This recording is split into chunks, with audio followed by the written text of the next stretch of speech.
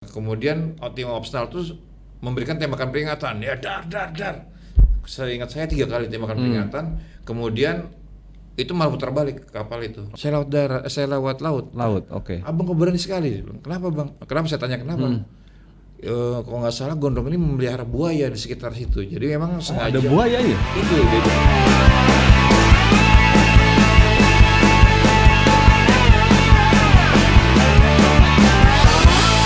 Assalamualaikum warahmatullahi wabarakatuh, Tribuners. Jumpa lagi, kali ini kita ada di Cawan, Cerita Wartawan, sebuah program yang akan mengulik cerita menarik di balik peliputan kawan-kawan kita di lapangan. Dan hadir bersama saya hari ini salah satu senior saya sebenarnya. Ini ada Mas Dwi Ardianto atau yang biasa kita sapa dengan Mas Edo. Halo Mas Edo. Halo Mas Wahyu. Gimana kabarnya hari ini? Alhamdulillah sehat ya. Sehat. Oke. Harus sehat. Dan Mas Edo ini adalah salah satu wartawan di Hukrim, Mas ya? Hukum dan kriminal. Jadi beliau ini seringnya nongkrongnya di Polda, Polsek, Polres, ya. Dan sangat dekat dengan kasus-kasus kriminal dan Betul. pastinya juga banyak cerita seru, Mas ya, di balik cerita-cerita penangkapan, mungkin penggerebekan apa segala macam. Wah, kalau diceritakan tuh bisa panjang banget, nggak cukup ini kalau untuk ngobrol aja ya. Oke. Banyak banget nih ceritanya. Ini kita akan mengulik cerita-cerita dari Mas Edo ya. Dan Mas Edo biasanya ini kan kalau wartawan ini kan dapat beritanya via rilis, via konferensi pers gitu ya. Dan ini ada satu cerita menarik dari Mas Edo, yaitu waktu itu mengikuti turun langsung, Mas ya, ke lapangan. Jadi ikut sama kepolisian untuk waktu itu apa, Mas? Penggerebekan. Jadi bisa dibilang waktu itu penggerebekan salah satu bandar narkoba besar yang ada di Balikpapan. Di Balikpapan, oke. Mungkin bisa diceritain tuh, Mas, apa hal yang menurut, tapi kalau dari kacamata saya nih, Mas, ya kan namanya ngikut yang seperti itu ya, kepolisian melakukan penggerebekan apa segala macam itu kan cukup memicu adrenalin juga ya, nih gitu. Betul. Itu gimana, Mas? Boleh diceritain gimana? Mungkin awalnya gimana Mas Edo bisa sampai ikut gitu? Ya pertama kali ya kita sebagai wartawan lapangan tuh memang harus membuat namanya networking atau jaringan. Dan itu memang nggak semua orang bisa menerapkan seperti itu. Dan kita juga unsur kedekatan dengan narasumber. Contoh misalkan kita waktu itu penggerebekan narkoba kan. Berarti kita berhubungan dengan salah satu pemimpin di situnya. Contoh Kasat Res Narkoba.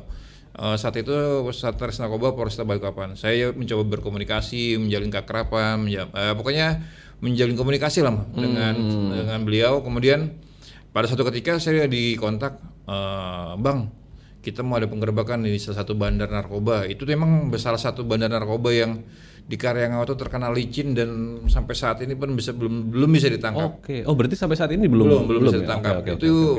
Kalau orang bilang namanya Gondrong dan tempatnya namanya Benteng Takeshi. Oke. Nah, itu kemudian itu di daerah Karyangau. Balikpapan. Oke. Ya, itu akhirnya saya dikontak. Oke, saya langsung tanpa basa-basi, tanpa langsung meluncur. Oke, ketika meluncur, kami dibagi jadi 2 tim lah. Tim dari laut dan tim dari darat. Oke. Dibagi dari tim laut dan tim darat. Saya waktu itu tim laut. Ikut tim laut. Berarti itu mengikutinya dari arah mana itu, Mas? Nah, itu jadi tim laut, kami startnya dari Kampung Baru menggunakan speed. Pakai speed ya. Nah, kemudian dari tim darat itu lewat darat menuju Karyangau. Menariknya ketika kita menggunakan tim laut tadi, kami itu menyewa sebuah speedboat gitu kan. Saya bersama dengan 3 orang opsional dan sama saya berarti 4 orang. Kemudian kami itu dalam satu speedboat ya? Satu speedboat. Oke. Kita nyewa speedboat.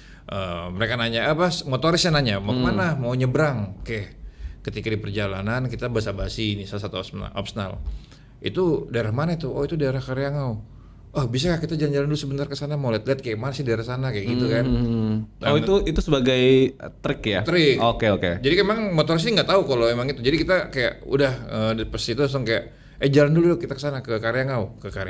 Ketika jalan terus ada di mangrove. Nah, di celah-celah mangrove tuh kayak ada jalan kecil. Salah satu pesan bertanya lagi, itu jalan kemana mas? Kok kayak ada jalanan ya? Bisa nggak kita masuk situ? Oh bisa aja mas, bisa aja mas, bisa aja mas. Motorisnya tanpa menaruh curiga nih mas ya, ngikut aja. Dan tapi setelah masuk itu mesin memang dimatikan karena kondisinya emang udah agak apa ya, agak surut ya. Oke. Agak dangkal ya. Agak Oke. dangkal. Jadi mesin dimatikan, jadi dia sambil Pakai dayung. mendayung dan ketika sampai di bibir ya daratan itulah parkir. Kemudian salah satu opsional ngomong kepada salah motorisnya itu, Mas standby di sini jangan kemana-mana. Dan kebetulan saya waktu itu kan membawa lensa tele. Bang, tolong bang di foto dari jauh sini bang kondisi keadaan rumah. Oke. Itu saya pakai lensa tele, saya pasang, saya foto, saya kasih lihat keadaannya di seperti ini. Oke, kita gerak maju. Sorry mas, ini waktu itu perjalanannya di pagi hari kah atau sore? Itu sekitar siang. Oh, siang ya? Siang hari. Jadi siang hari sekitar jam 11 lah itu waktu itu. Oke. Sebenarnya waktu itu ada rilis juga di Polres, cuma saya tinggalkan. Makanya beberapa teman tuh curiga kenapa saya nggak ikut rilis. Sebenarnya waktu itu ya, teman-teman ada yang curiga kok nggak ada saya nih, kenapa nih? Nah, itu Dan akhirnya lanjut ke Kemudian lanjut ke situ. Ketika lanjut ke gang kecil tadi. Ke jalan kecil tadi dan parkir, kemudian semua opsional mengeluarkan ya senpi lah ya kan. Mengeluarkan senpi. Dan akhirnya motoris terkejut. Kenapa nih? Kok tiba-tiba bawa senpi kenapa nih? Akhirnya Mas kami dari kepolisian gini menjelaskan, nanti tunggu sampai sini nanti kami ingin setelah diberi penjelasan ya dengan wajah panik. Saya melihat wajah motorisnya itu emang panik dan kayak ya kaget. Dia tiba-tiba ternyata polisi semua yang dibawa gitu kan. Dah taruh baru kemudian kami menjalan itu sekitar kurang lebih hampir itu habisnya turun jalan kaki menuju ke namanya Benteng Takeshi. Itu istilahnya Benteng Takeshi. Itu kurang lebih sekitar jaraknya 1 kilometer lah dari tempat kami itu. Menepi tadi. Kemudian kami jalan. Ketika sampai ke Benteng Takeshi itu, saya melihat di luar tuh ada puntung rokok yang masih hidup, ada kayu bakar yang masih hidup. Dan benar-benar Benteng Takeshi itu, jadi bangunan itu tinggi dengan tanaman-tanaman yang tinggi. Itu terbuat dari apa tuh mas bangunannya? Bangunannya itu kalau pagar seng keliling, cuman sengnya tinggi sekali dan ada kayu-kayu gitu. Kayu tinggi-tinggi. Jadi itu memang seperti yang di setting gitu ya? Emang di setting seperti itu benteng, makanya namanya Benteng Takeshi.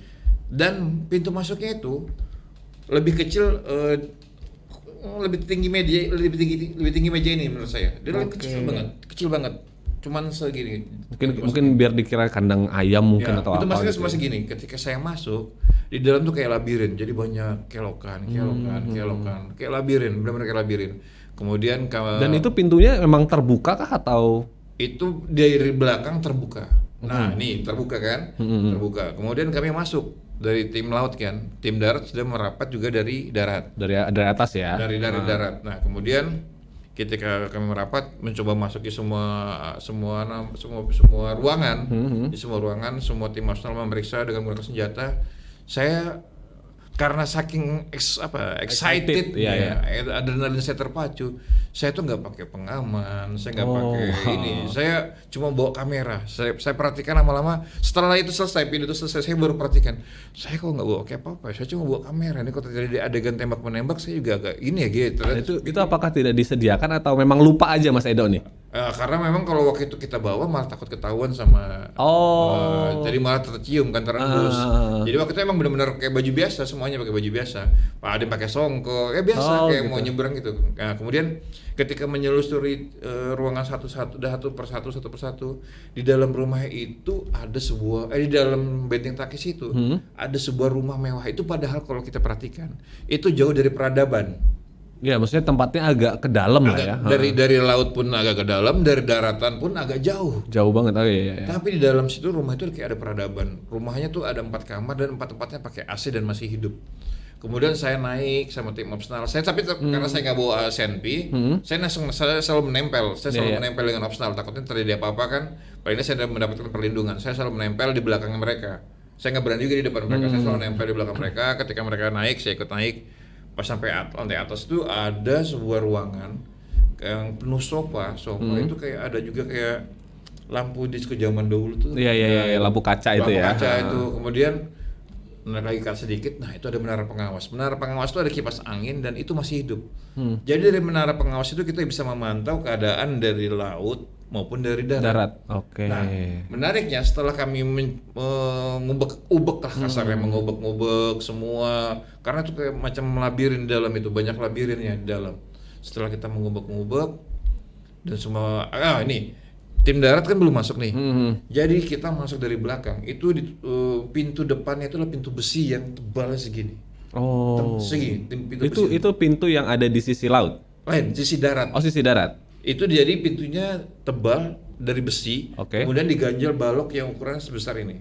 Oh, itu Otomatis, sekitar 10 lah, ya sekitar 20 Oke, lah. 20 cm lah ya. Nah, itu diganjel dari dalam. Otomatis berarti kan itu mengganjel dari dalam dan dia keluar lewat Laut. belakang. Nah, Oke. jadi kami buka, tim darat masuk, semua kita explore di dalam itu dan kita menemukan kayak loketnya. Loketnya itu dia menggunakan pipa paralon. Jadi ketika misalkan orang mau beli barang itu dia naruh ada pipa paralon dari atas, nurunkan uang.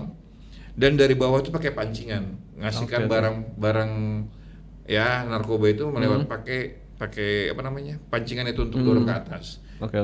Tapi di situ kami tidak menemukan si gondrong tadi. Nah, itu posisinya waktu itu tempat itu kosong melompongkah atau ada orang-orang tapi mungkin orang-orang itu sadar dan akhirnya kabur atau seperti apa? Itu makanya yang tadi saya bilang dari awal. Ketika saya datang ada puntung rokok. Kemudian kayu bakar tuh masih hidup. AC di kamar masih hidup, menyala ya. Masih menyala. Kemudian saya ke menara pengawas. Saya ikut ke menara pengawas. Menara pengawas itu jadi bisa mantau semua dari laut, dari darat. Oke. Itu kipas anginnya masih hidup. Otomatis itu baru tidak lama. Iya, belum lama ada orang di sana. Nah, makanya diindikasikan ada ruangan khusus atau bunker atau apa di sekitar situ yang kita tidak tahu kan. Tapi setelah kita mengubek-ubek tuh nggak lama dari laut tuh ada kapal datang. Kapal datang menuju ke arah kami. Kemudian tim opsional tuh memberikan tembakan peringatan, ya dar. Saya ingat saya 3 kali tembakan peringatan, kemudian itu malah putar balik kapal itu. Putar balik langsung pergi lagi. Ya kemungkinan itu target yang kita cari sebenarnya. Target operasi yang kita cari. Yang jadi yang pas itu udah mendekat, kemudian langsung tembakan peringatan, dar. Kemudian kapal yang ditumpangi oleh beberapa, seingat saya ada beberapa orang waktu itu. Karena di dalam rumah itu tidak hanya pakaian orang tua. Ada pakaian anak-anak, ada pakaian wanita.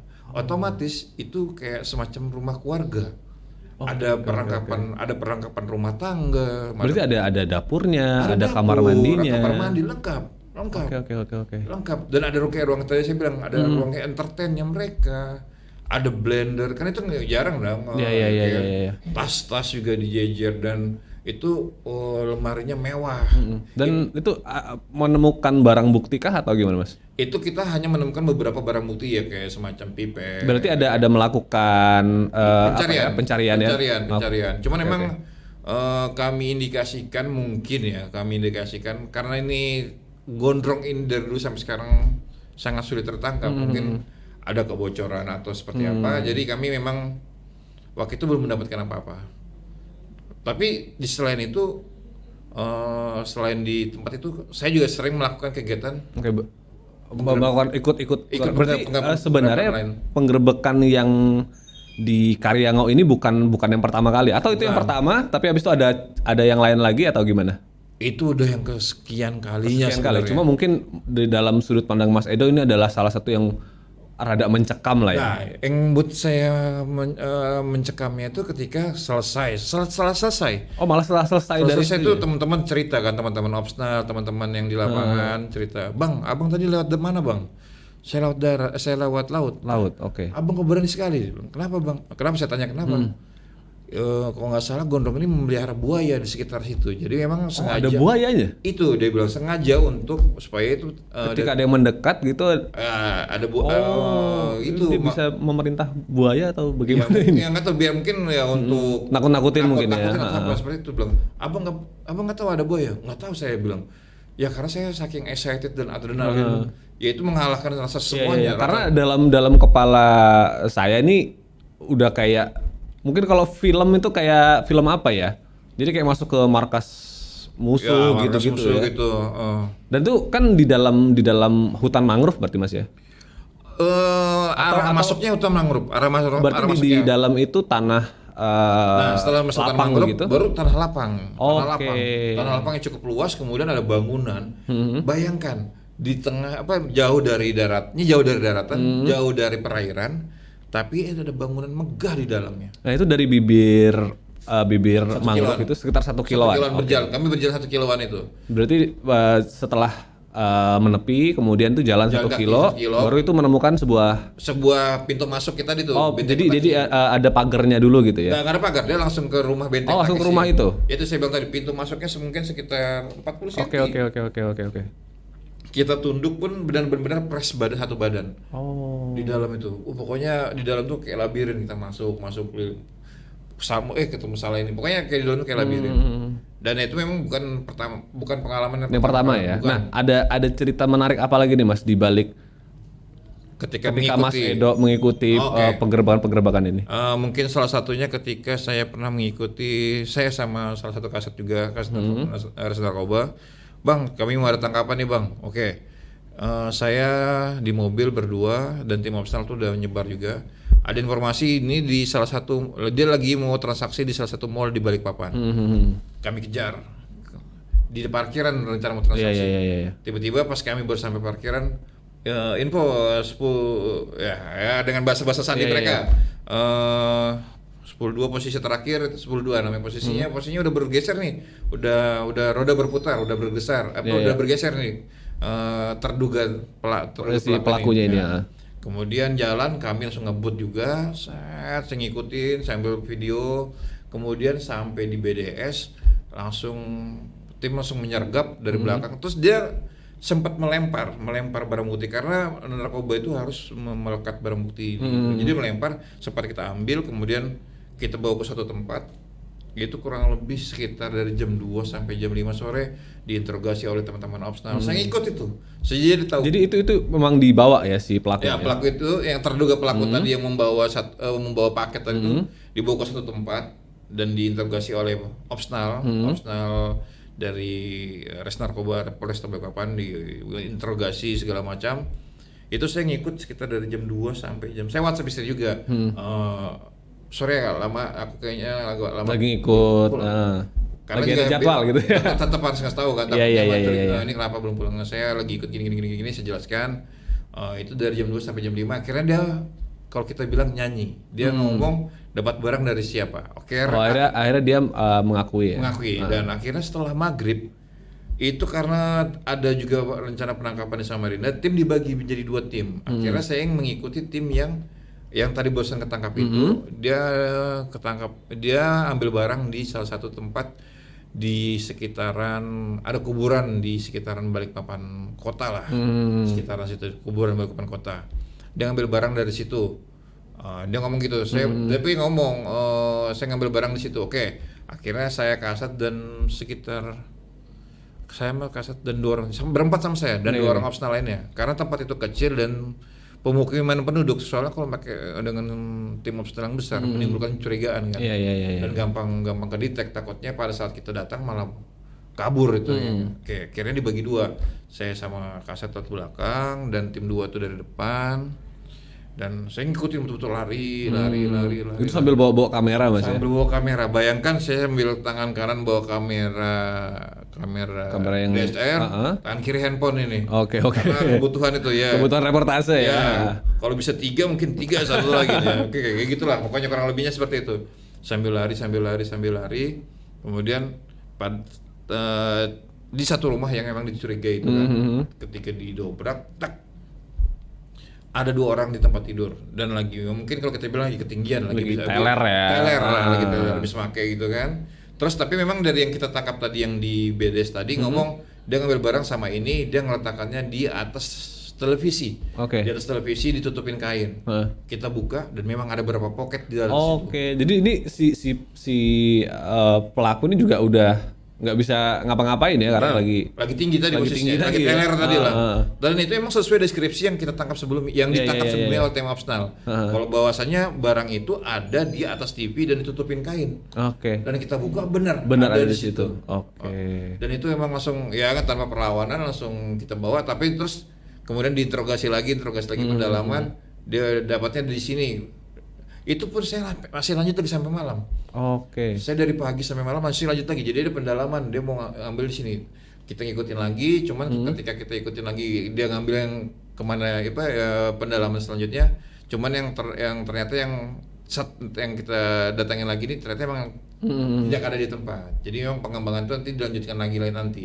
Oke. Nah, itu memang rasa padahal capek banget itu dari pagi sampai malam, dan tapi kayak rasa adrenalin, rasa excited, dan kayak rasa kayak ini memacu. Karena menjadi pengalaman tersendiri juga kan buat dan mohon maaf Mas Edo. mungkin nggak semua orang bisa merasakan seperti itu. Betul. Itu kayak mungkin menurut saya salah satu kesempatan yang orang lain jarang dapatkan, dan saya sendiri sih mengakui ya bisa dibilang bangga, saya bilang senang, saya dibilang bahagia, tapi di satu sisi saya juga ngerasa ini gak sih Mas kayak ngerasa wah saya ini takut sebenarnya karena saya ini punya anak istri kan. itu tuh yang pengen saya tanyakan tuh tadi tuh. Karena saya punya anak istri kan gitu. Benar. Maksudnya ini kan ya kita tidak pernah tahu ya apa yang akan dilakukan, apa yang terjadi di lapangan, apa yang akan dilakukan oleh terduga pelaku apa segala macam. Dan ada nggak sih Mas sampai yang mungkin sampai nyerang atau sampai melawan atau apa sebagainya gitu? Dan mungkin bisa membahayakan Mas Edo gitu. Saat ini kita tetap selalu berusaha untuk menjaga keamanan biar bagaimanapun, karena itu kan untuk menangkap itu kan tupoksinya dari kepolisian. Iya. Kami dalam tetap namanya kayak mungkin kalau di kendaraan dijaga jarak amannya lah ya kan. Dalam posisi jarak aman. Saya selalu misalkan Opsnal ada di depan, saya selalu di belakang Opsnal. Saya nggak pernah saya yang ya di depannya ngambil gambar Opsnal dari depan, nggak pernah. Berarti di posisi ini Mas Edo juga nggak bisa terlalu maju ya? Ya, jadi saya selalu di belakangnya. harus sambil melihat, wah ini aman nggak nih? Ya, gitu. kita juga harus jeli juga melihat ke kondisi kanan kiri kita ngeliat kondisi ini aman apa enggak ya. Nah itu pernah terjadi ketika kasus di salah satu jalan di Prabu Mulih.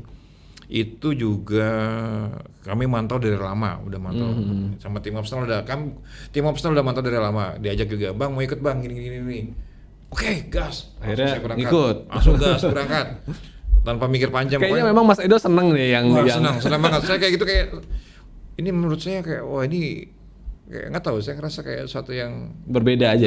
Seru lah ya. Seru. Dan ini kalau diceritakan ke anak saya ngerasa kayak punya kebanggaan sendiri. Iya. Wah, ya gitulah. Tapi walaupun sebenarnya itu membahayakan saya juga sebenarnya. Cuman di satu sisi saya ya bismillah lah ya. Bismillah, tetap berusaha. Kan juga bagian dari pekerjaan ibadah juga kan. Iya.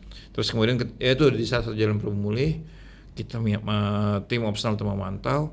Ada 2 orang itu lagi menaruh. Jadi mereka tuh sistemnya melempar jejak. Jadi misalkan ini barang yang dibawa, ditaruh.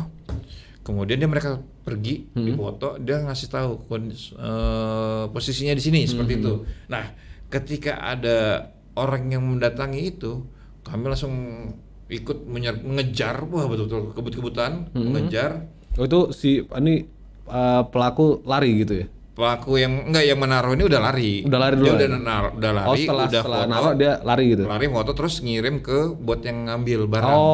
Oke. Oh ngasih pesan. Ngasih gitu pesan. Dia meninggalkan jejak. Kemudian setelah itu kami kejar, maksudnya tim Opsnal kejar, saya ikut ngejar juga.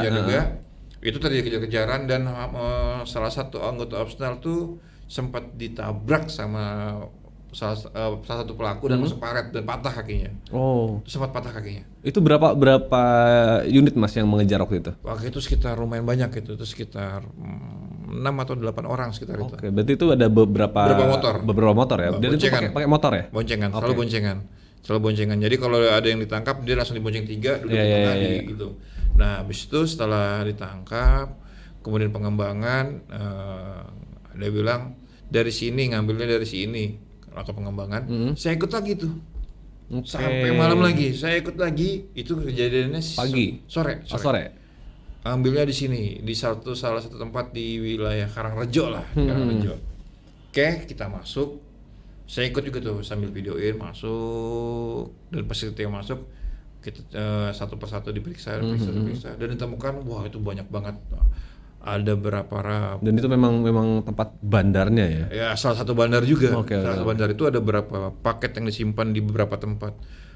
Wah itu kayak dan perasaannya ketika udah mohon maaf ya kayak udah ngeliat BB-nya itu ada tuh kayak rasa kepuasan kayak wah terbayar nih capeknya kita ini terbayar nih, kita udah menunggu lama dan ternyata terbayar nih. Ya, dan akhirnya ada konklusinya gitu. Ya benar seperti itu.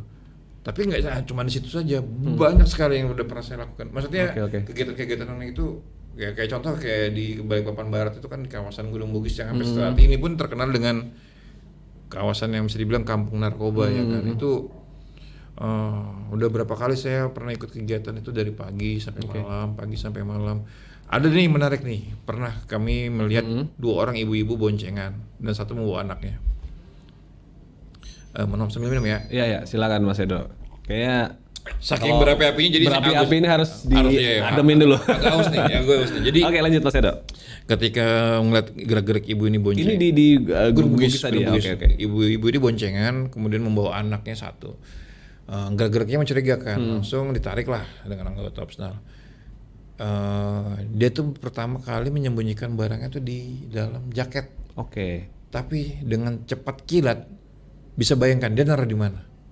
Di dalam Gimana itu? mulut. Bayangkan. Dari dalam jaket. Dia langsung kayak set gitu, pindah ke dalam mulut. Ini tapi kayak gerak-geriknya aneh ya, langsung. Dia kayak ngomongnya agak aneh gitu kan kayak. Buka mulutmu, ternyata ditaruh di bawah lidahnya dia. Oke. Buka set dapat, kemudian ya diperiksa lagi pendalaman segala macam. Itu apa itu Mas yang disimpan? Kalau di sana pasti sabu lah. Oke. Barang bukti narkotika sejenis sabu. Kemudian dilakukan pendalaman, dapat 1 orang, tapi 1 orang namanya gitu kan susah untuk melakukan yang ya punya saya enggak. Iya pasti ngeles lah ya. Enggak segampang itu. Itu katanya Anggi Marita tuh tak semudah itulah pokoknya, tak segampang itulah ya. Segampang itu. Nah, itu tak segampang itu. Pokoknya enggak segampang itu. Udah melakukan interogasi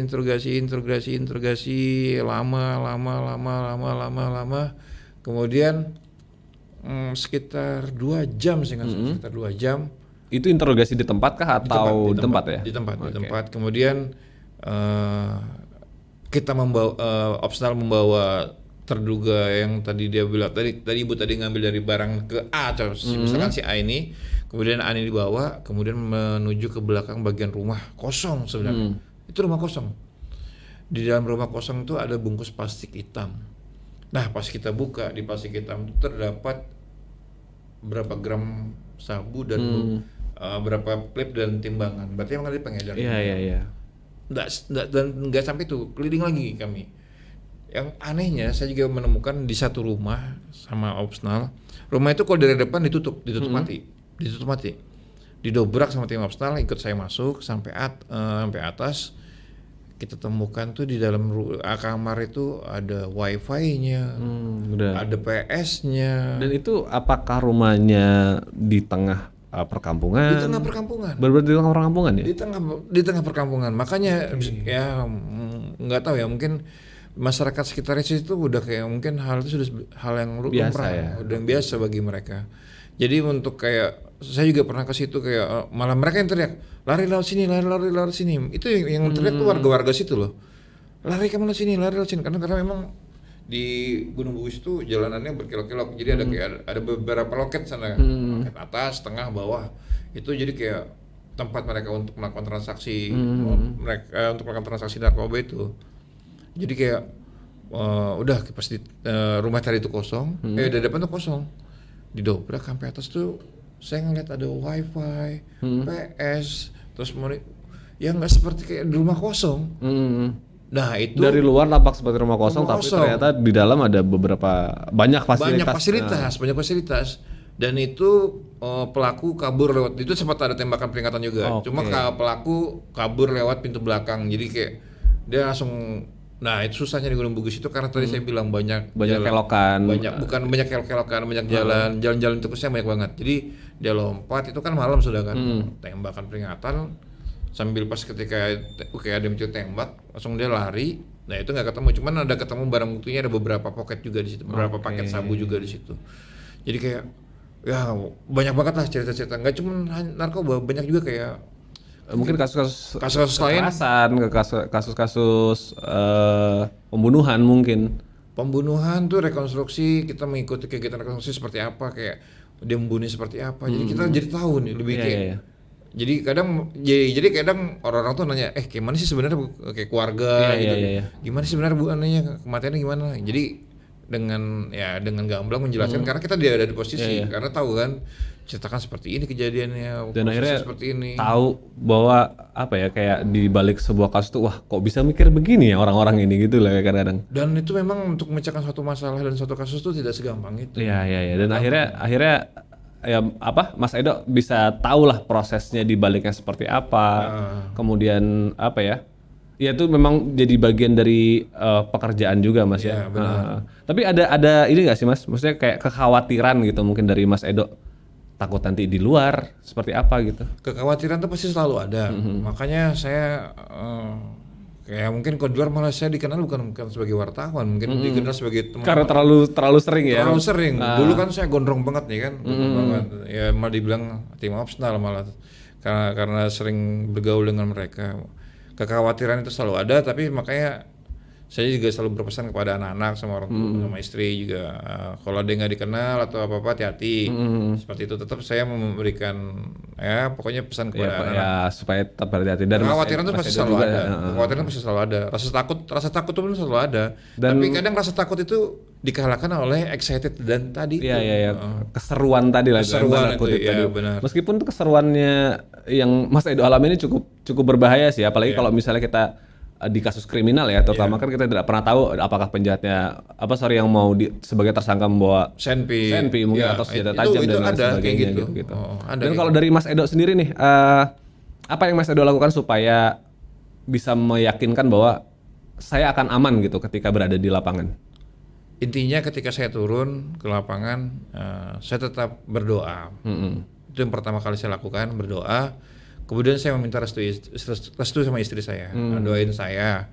Saya lagi liputan di sini karena menurut saya pekerjaan itu kan ada ibadah juga. Yeah. Jadi saya minta doa restu dari istri, terus istri pesannya udah hati-hati di sana ya, gini-gini. Dah itu paling dah membuat saya lebih sedikit aman menurut saya. Saya mendapatkan perlindungan. Saya mendapatkan perlindungan dari atas, saya mendapat perlindungan dan support dari keluarga saya, seperti itu. Wah ini Tribuners, kalau misalnya kita mau dengar ceritanya Mas Edo. Mas Edo sorry, berapa lama udah Mas jadi wartawan? Saya masuk Tribun tuh 2007. Ya. Dan turun ke lapangan di tahun berapa? 2007 tuh sempet beberapa kali turun naik, wah banyak lah turun. Jadi ke lapangan, ke kantor. Cukup lama ya berarti di lapangan ya? Di lapangan ya lumayan lah.